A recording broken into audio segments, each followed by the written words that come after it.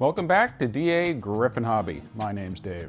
This weekend was the Greenberg train show in Edison, New Jersey.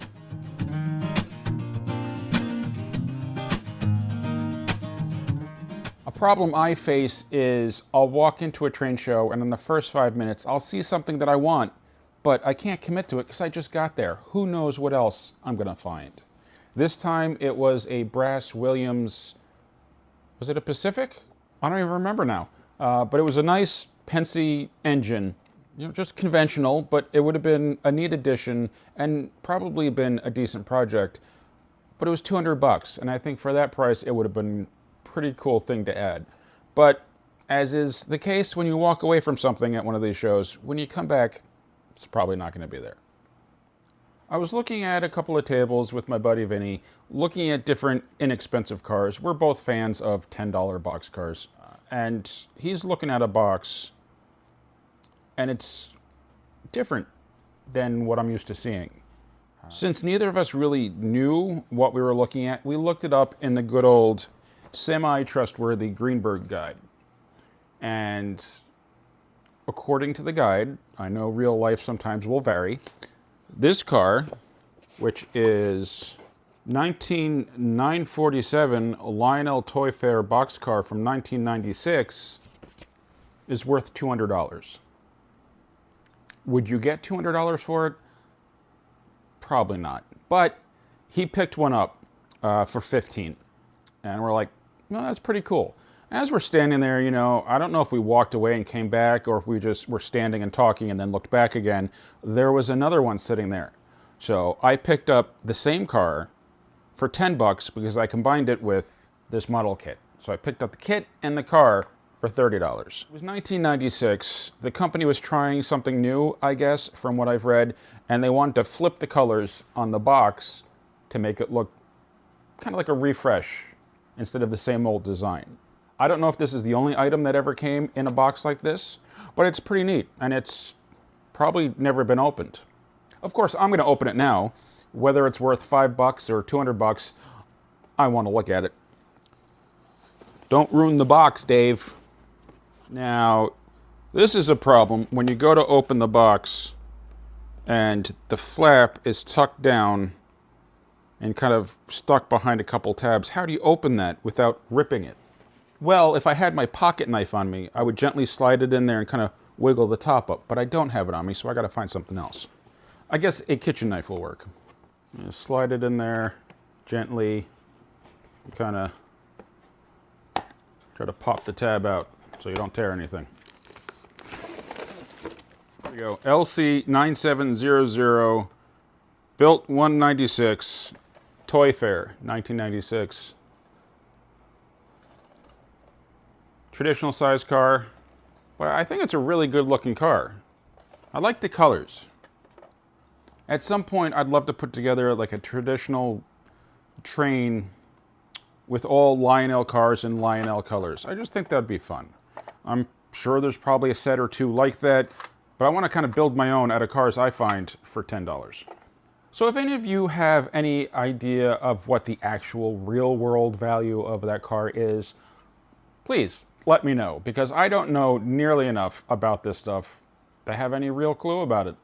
Speaking of not having a clue, I know nothing about this set. When I Googled Corber models, it brings up Mr. Muffin's trains. Is this a vintage set or a new set made to look vintage? I really have no idea. I couldn't find this particular one online. But Corber models, Hometown USA, O-Gauge, kit number 920, Sorghum Candy Company. Corber models made exclusively for Buildings Unlimited, Nazareth, PA. It's got a price tag on it for $45. I paid $20. Hey, it could be collectible, Dave. Don't open the plastic. Oh well, too late.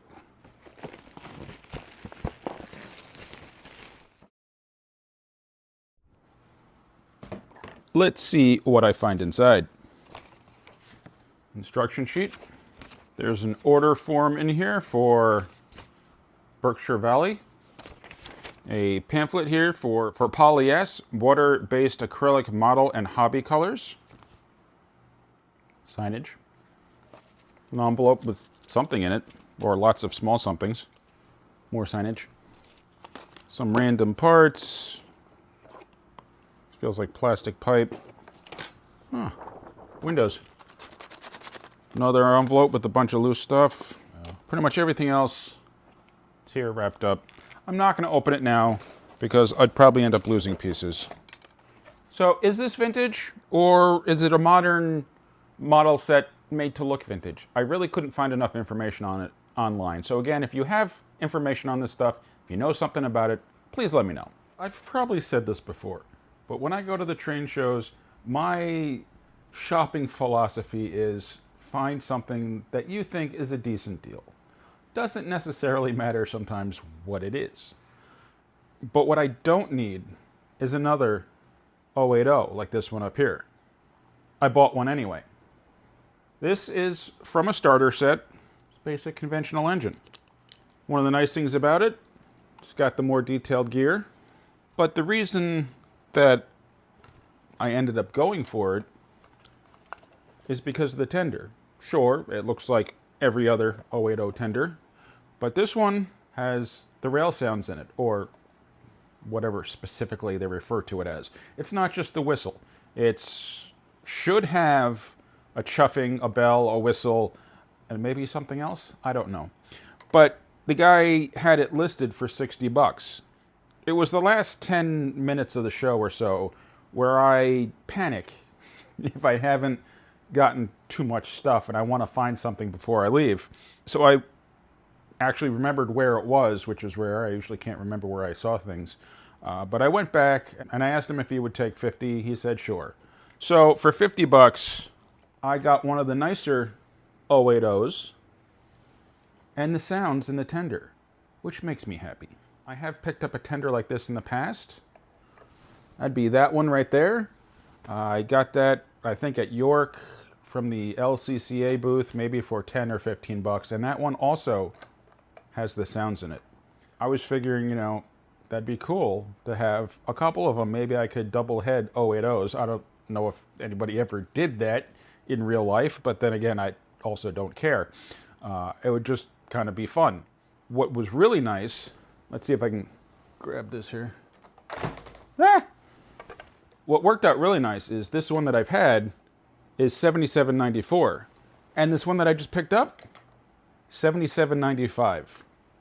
What are the chances I would have two of these with actually different numbers on them? So that's pretty cool. This 080 is the first one I ever picked up, and I got this for 60, and I think that tender had the air whistle in it. I was impressed with this when I got it. It was probably my first modern engine, and I was very happy with it because conventionally it would go around the layout, it could pull a bunch of cars, and it would do it at a consistent speed. So, I mean, I did always like these, for the most part. Since I've picked up a couple others. One of them was a Union Pacific, and the other one, I don't remember if that was a New York Central or a Pennsy or what it was. That also had the nicer rods on the side. You know, this one's just basic. That one I started taking apart. I think I was going to try to put the TMCC board from the little speeder into it and see if it would work, because these engines have a particularly small motor, even though they're pretty good pullers. So I figured maybe it would work. And I think that project I got to the point where the engine's torn apart, and that's as far as I got. Now that I have this one, with also that has the nicer running gear on the side, I kind of want to run them together. So I'm going to have to go into that box and see if I can get that back together. Also, it's got the nicer wheels. It's got the spoked drivers with the wheel around it, whereas this is just the cast wheels. So I got to figure out what I'm doing with these, and then whichever one I'm going to use, as far as the body is concerned, I'm going to need to renumber it to $77.95. And then I'll have two New York Central 080s, individual numbers, with sounds in the tender. Of course, that's considering that this one works, or the engine works, because I haven't tried either yet.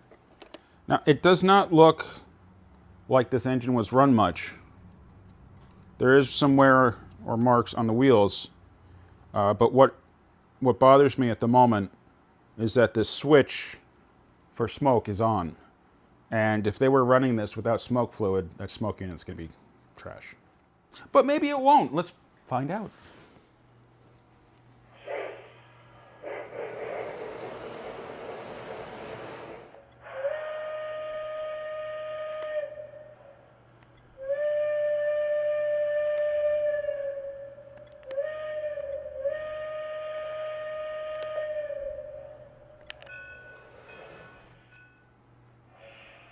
Okay. It works. It smokes at least a little bit. So that's good. The bell and the whistle sound pretty decent. So for 50 bucks, I think I did okay. After the train show, a group of us went over to Captain Andy's house. He had a few totes of rolling stock and engines and whatnot for sale. So I tried to resist.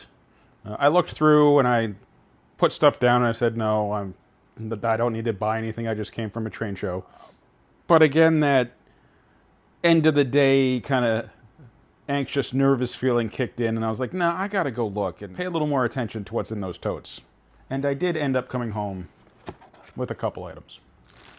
One of those items was 617332. I'm gonna butcher the name. Falder milk car. Pfaudler. Falder. I don't know. But who can't use another milk car? Especially when it's different than the other ones that I already have. You should keep the boxes, Dave. Who's got room?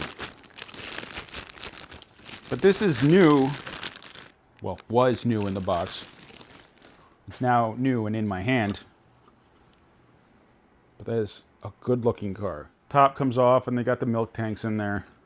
I appreciate the detail of the tanks in the car. You can't see them when you're running the train, so I don't know. I do really like those milk cars.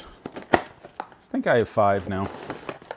This other box is a Pennsylvania N6B cabin car, 2326273. LED illumination, detailed interior with figures, and die-cast trucks. Again, new in the box, it's still taped into it. Look at that. That's awesome. I don't have any yellow cabooses. Well, I didn't. I do now. Very cool looking caboose. Maybe now I need to work on putting together a work train. I know the engine is in New York Central, but it's what I just got, so I'm going to put this behind it, and we'll do a little more running. Check out the stuff that I came home with.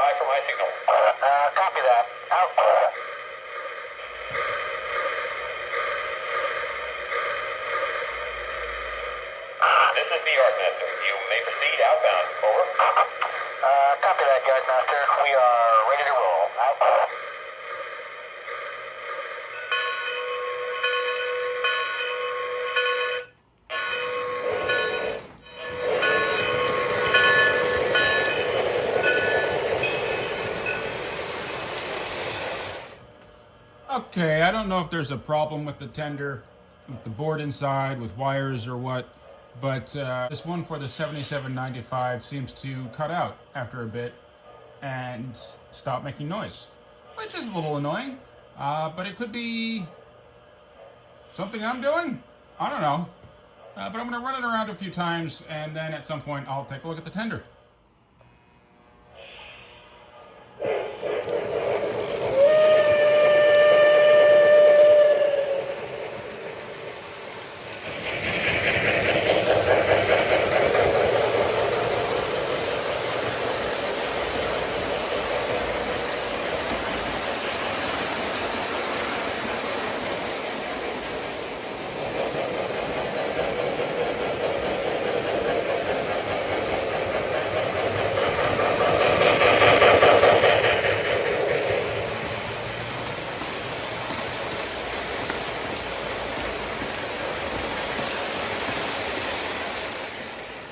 I hope you enjoyed the video. Thank you very much for watching.